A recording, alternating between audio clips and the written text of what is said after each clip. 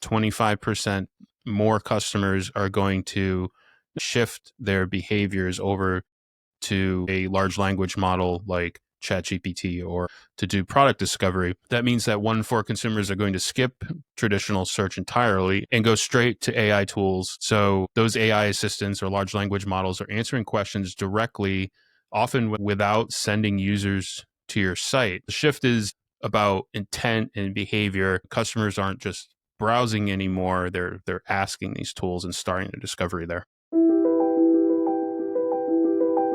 Welcome back to another episode of the Innovate on Purpose podcast, hosted by Matt Mueller, best-selling author of The Mindful Innovator and Rethink Retail's top retail expert. We help retail leaders find clarity so they can grow their businesses purposefully. We will uncover mindful tips, innovative solutions, and purposeful leadership advice and strategies that you can apply immediately to your retail innovation.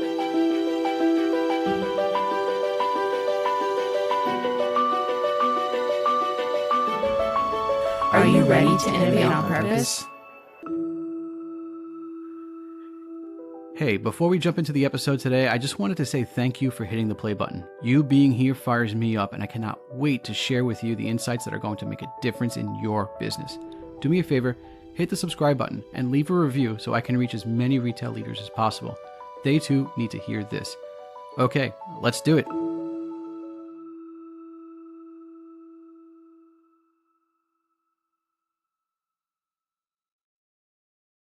Hello and welcome to Innovate on Purpose. Today's episode, we are going to be diving into what happens when your best customers stop Googling you. In this episode of Innovate on Purpose, I'm joined by Matt Ezyk, Senior Director of Engineering and Ecommerce at Hanna Andersson. Matt believes that traditional SEO is on the verge of collapse and that brands not investing in AI will disappear from the digital conversation. We will be exploring what is coming towards disruption of Google search with the rise of AI curated discovery, and what your brand can do to stay relevant in this new era. If you're still building for search in the old way, this is going to be your wake-up call. So Matt, thank you so much for coming on the show today. Thank you. Happy to be here. We had a conversation earlier this week, and I had a chance to read your article in the Retail Council, and as well as I hear you're going to e-tail Boston pretty soon, right? Yeah, it's coming up soon. It's next week. Very cool. The summer has gone by really quick. Oh my gosh, I know it has. I can't believe we're in August right now. But yeah, you'll be speaking at e-tail, keynoting, talking about this particular topic, correct? That's right. Yeah, it's going to be Monday morning on the retailer only track for search and discovery. Nice. So let's dive right into that. Reading that article, one of the things that really caught my attention was that you said that 25% of customers are about to just disappear. What do you mean by that, and what's driving this change? Yeah, this was actually a quote from Gartner that came out a year ago where they predicted that 25% more customers are going to not necessarily disappear, but shift their behaviors over to a large language model like ChatGPT or Perplexity or Claude to do product discovery. So that means that 1 in 4 consumers are going to skip traditional search entirely. And this is in addition to those who are already doing this, and go straight to AI tools or TikTok or Reddit or niche forums or whatever they find that meets their need. So those AI assistants or large language models are answering questions directly, often without sending users to your site. So the key here is to get those customers onto your site with those tools. So the shift is about intent and behavior. Customers aren't just browsing anymore. They're asking these tools and starting their discovery there. So when you ask a question to Claude and say, hey, I'm looking for sustainable clothing for my child, does that so I'm a novice here. I'll hands up in the air. I don't know this space really well. But when you think about that, asking that question to ChatGPT or Claude, does it just go to Google to get that answer, or is that not how it works?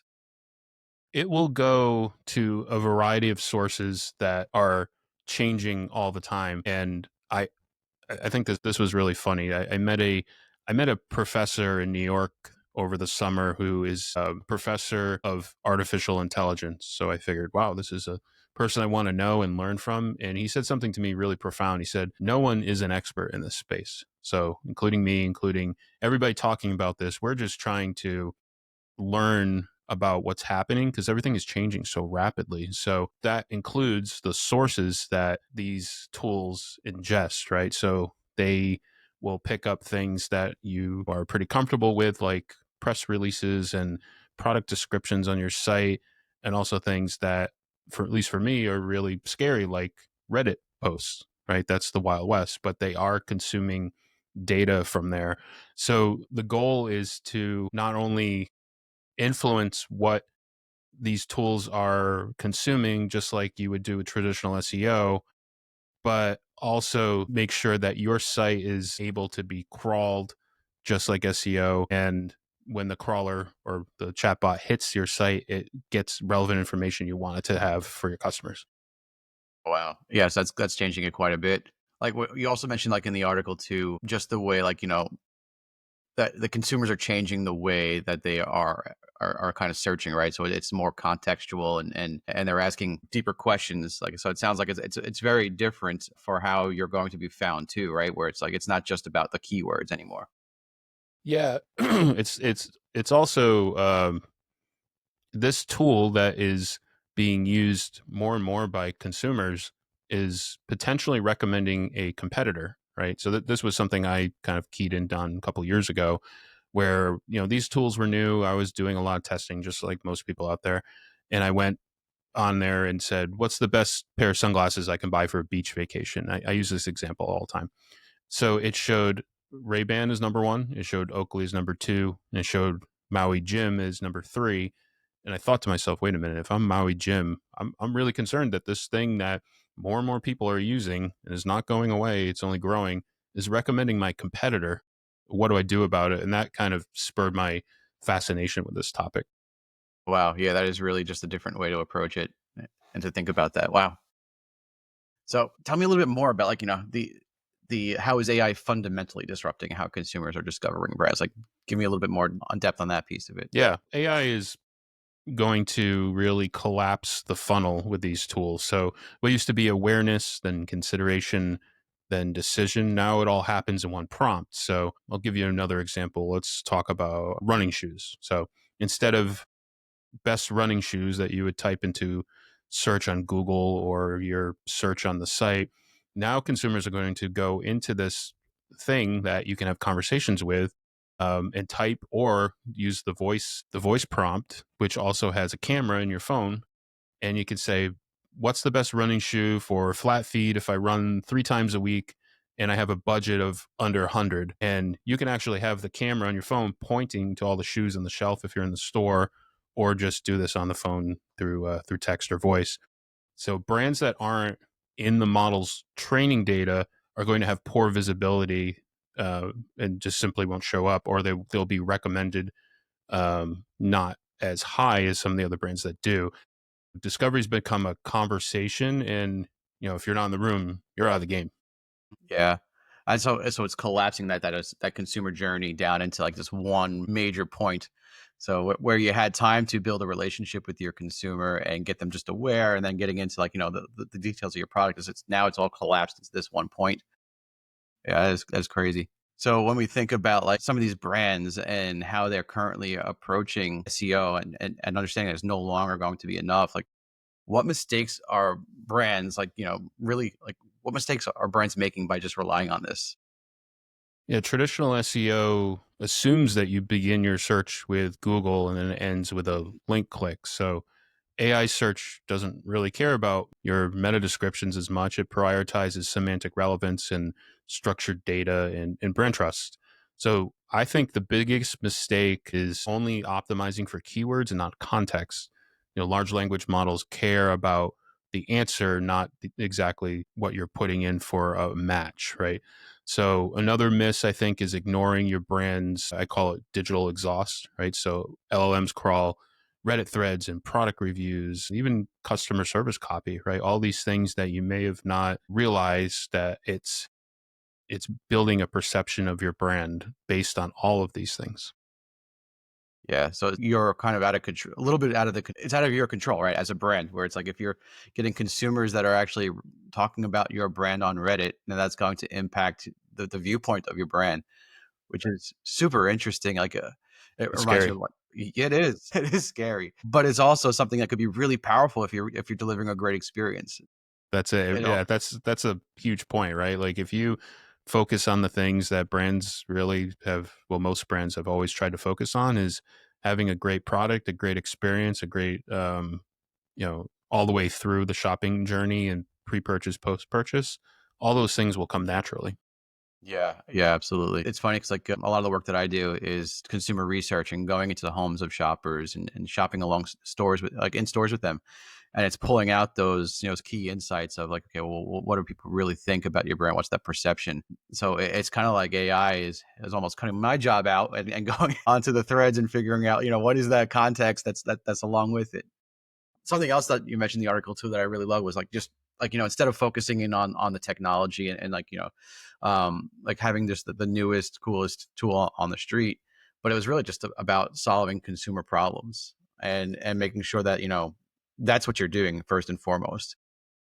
Give me a little bit more about that. Like how does a brand go and start to just make sure that they're focusing in on the consumer problems, and how do they stop from being distracted by all those tools? Yeah, I think it's really you know making sure that you're clear of how your product does that, right? So, um, it's if you've shopped Hanna Andersson where I work, it's clear that we have products that are comfortable and stylish for kids, but also um, a great example of this is the play dresses that we have for girls, where they're stylish and they're comfortable, but also they have pockets and they're very durable for because kids love to play, right? So your product has to solve a need or a problem for a customer, and we talk about that pretty regularly in all of our content and all of the publications that we're in. So if you're doing that and you're talking about it in all the different places that you have content,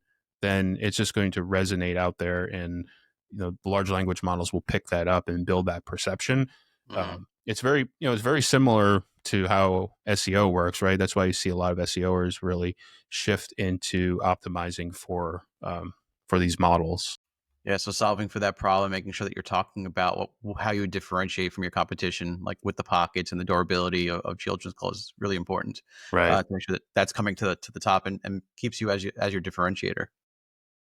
So I want to talk about also some like just concrete ways that e-commerce teams can start to future-proof their visibility in AI first world. Like starting out, if you go into an organization, they don't have anything that's it's just standard Google search is the main focus for e-commerce. Like, what are the first things that you would do to start to correct that and get it right to make sure that they get into that 25% that are no longer there? Yeah, this is something that I kind of tuned in on really early in this generative world that we're in. So I'll talk about some of the tooling that I've kind of worked with in my own research. Uh, in general, you have to feed the model with content that you're training a machine, right? So it's not just humans. Starting with your product attributes, right? Those have to be really clear. Your FAQs, your comparison tables, all the things on your site has to be really good from a data perspective, so the LLM can understand it. And then also making sure that you're not blocking those things, right? I saw in the news recently that some of the like the Amazons and some of those companies out there are actually intentionally blocking ChatGPT from crawling their site too, which is not something you would want to do as a brand. The reason they're doing that is because they're investing in their own AI where they want consumers to go to them and then do all the search there. So they're providing value that way. But a lot of the security tools out there are going to inherently block these things. So making sure that from a technology perspective, you're allowing those tools to come in and learn about your site. And then really trying to own source material, right? So publishing original data and customer stories and insights that AI can cite. Some other things too, like understanding what those tools know about you, right? Tools like ChatGPT and Perplexity are going to really be your new brand health monitor, right? And they're in all different channels, right? So it, they're looking at TikTok, they're looking at YouTube, they're looking at Reddit. That's really the new front door to your brand for a lot of consumers. And then, again, you have to make sure that AI knows about you. You can't win unless they know about you, right? So, like, just doing a check of your whole brand from the technology perspective to the content, schema markup, your backlinks, right? This is again where the lines blur with SEO, and having that consistent brand language that matters so much now. Uh, One of the things I started doing when I was really keying in this a couple of years ago was starting to have like a way where I can put in a brand into ChatGPT and then have it come up with a score based on some criteria, and Mm-hmm. then look at competitors. And it's really interesting to see what I've used ChatGPT just for simplicity, just using that. It's interesting to see what its perception is of the brand and your competitors. And that's going to be so important, right? This is kind of what we're all Yeah. talking about, right? Because this can change. This is very fluid. How do you influence that? It's something that's ever evolving, and we're all trying to just keep up and learn. But I think the key thing for everyone listening is that you have to go and experiment and learn, even though you may not get it right. I certainly haven't, right? I don't think like I said, no one's an expert in this, Mm-hmm. but the key is to experiment and learn and test, because the brands that are not doing this are going to wake up one day and say, why are my sales down? There's nothing wrong with the technology. We're doing everything right with the marketing, but ChatGPT may have keyed in on a competitor and pushing customers in that direction. So that's a Yeah. scary future for a lot of brands they may not realize. Yeah, definitely. It's when we just are uncertain about exactly what actions to be taking. It could be very scary. So, like, if I were to be a brand right now, haven't used ChatGPT or any of those other tools professionally just yet, like, what would be like one or two prompts that I should probably be putting into ChatGPT to assess my brand health? So start with incognito, right? Because you don't want it biased on your own searching, right? What I put in for a prompt in my own personal chat GPT is going to be very different if I just start a fresh session. But most brands have an idea of who their core customer is and their core products that they have the most margin on, like what they focus on. So really start from there, right? So we sell pajamas, we sell eco-friendly clothing, for example. So for us, that's like we're going in and asking questions as a consumer to see what those results are, and you can do that with any product really. So I mean, you already know this from a marketing perspective of who your core customer is and what products you're trying to sell the most. So reverse engineer that and ask those questions in the chat gpt and see where you land, and the results may often surprise you. Have you had a test like where you put something into ChatGPT, saw that it was like like an oh shit moment, like this isn't good for us, and then we're able to reverse the results and actually track like the progress made through AI? I'm curious, like, do you have any live examples of that? That's very difficult to do, right? I think Yeah. the one thing that I learned this year was that I needed to treat this more like SEO. So one of the things that you can do is you can build for the SEOers out there, or people know SEO, you're familiar with robots.txt, where you're showing the Google crawler who you are and what your brand stands for. You can do the same thing with large language models, and that's what we did, and that's helped a little bit. And it's to use a football term, it's a game of inches, right? There's not going to be one specific thing you do that's just going to unlock this amazing opportunity for your business, but you have to chip away at it. You have to learn. It's a lot, right? There's so Yeah. much changing with this, but again, if you're not doing anything, you're heading for a cliff. Yeah. And a game of inches, absolutely, it is. That could be very frustrating and confusing for a lot of leaders. Like, I know, like when you don't see progress, it's hard to stay focused. The next thing you know, you're going into a different direction completely because, well, you can't track it. So just kind of leave it. It's like, how would you advise leaders to make sure that they stay on top of this, and how can you track it in a way that's keeps it front of mind for leadership teams?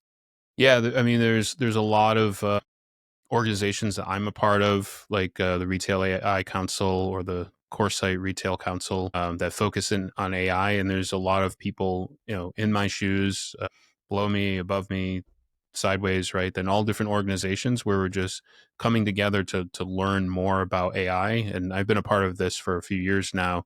So I get a lot of insights from just hearing like what other people are going through, and whether it's a similar challenge or maybe it's a challenge I haven't seen before. So I encourage people to search out communities like that where they can learn from each other. And there's plenty of us that are in different verticals that are not competing, and we can build relationships and help to understand this ever-changing technology that is starting to grow more and consumers are adopting more.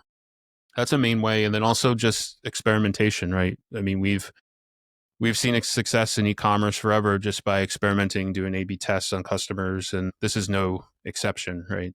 There's a lot of things that you can do to test different solutions that are out there and see if they work. Like lots of vendors do lots of really cool things with AI, not just on this topic, but just all the different things that you can do with e-commerce. Just same methodology we've always used, just test and learn, test and learn, and if you do those things, you'll find success, right? I mean, it's just the ones that are kind of paralyzed by this, that they're like, I don't know what to do with it, we're just going to wait and see. You can't, right? You have to just do a little bit as you go. And I really encourage people with that when I talk to them that I'm doing the same thing, right? Like I don't know what the future is going to hold. I mean, all I know is that the things that I've learned through the testing and different things that I've done, because I've just been inherently interested in it, but also I don't want to be in that situation where something will change and we're not prepared for it. Yeah, it's so important to make sure that you're continually evolving and not just sitting there, not sitting still. No action is not good. I got to keep Right. moving, right? That's right. Sure. I'm curious too, like with the Retail AI Council, like when you joined that group, like what has been like the biggest insight that or aha moment that you've had there from that group? I think in the different groups that I'm in, the biggest insight is that there's a lot of different brands out there or experiencing the same things that I'm experiencing, whether it's, hey, we noticed that all of a sudden these customers are using ChatGPT to find us and we're blocking them in our security tooling. How do we make sure that we are serving up the right data for those to consume and they can actually access our site? It's something I noticed, and then hearing other customers or other brands talk about this was pretty insightful. That like, hey, Yeah. this is going to be a big thing because other brands are also seeing it, so it's not just a fluke. Yeah. And there's all sorts of different things that I've seen through that, but really a shared community where we've seen similar things, or the converse of that is the things that we may be concerned about that others aren't seeing, that are just not as a high priority, right? So um, I really put a lot of value into networking with other leaders in the retail space, trying to understand what everyone is seeing, and that's been very valuable to me. Yeah, it's you can get stuck in your own head sometimes if you're just sitting in your own bubble and your own brand and not worrying about what everybody else is doing. But like when you actually get out there and have those conversations, it is very, I guess, just it's a great feeling to be able to go, oh, you're having that same problem. Like it just that's like Totally. not a great feeling because you both have a problem, but okay, I'm not alone and I'm not crazy. I have to solve this now. Right. Like shoot. Well, Matt, thanks so much for being on the show today. One last question before I let you go. So you're going to be speaking at ETEL Boston coming up here August 13th, coming up really soon. Just kind of, what's the message that you're going to want to leave with most leaders in retail and e-commerce? And what do they need to hear like right now? I think kind of what we spoke about, right? No one's an expert in this space. You have to experiment and build that mindset, and also that discipline in your organization of experimentation, learning. That's the main takeaway I want people to leave with, which I think is different than what most people talk about with AI. Like we really just kind of dig into it, but I think it's good to take a step back and realize that you need to experiment. You need to continuously learn because this is changing so rapidly. Outside of that, you're not optimizing for customers anymore. You're optimizing for these algorithms that talk back to your customers and tell them where to go. So the brands that win are the ones who train these machines and not try to game them, because that's not a winning strategy either.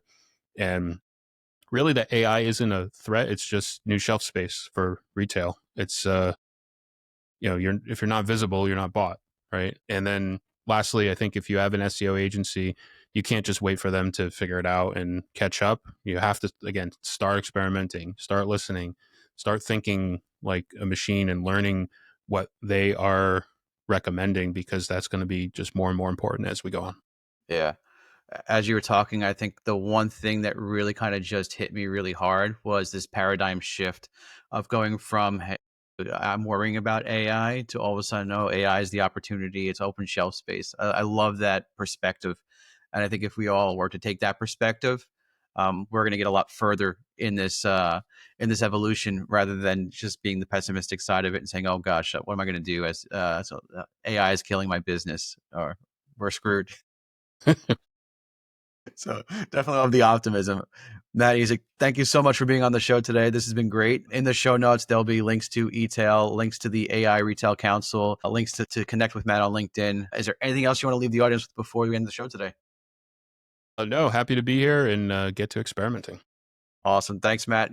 Great to see you today. You too. We have made it to the end of another episode. Thank you for tuning in. A couple of things before you go.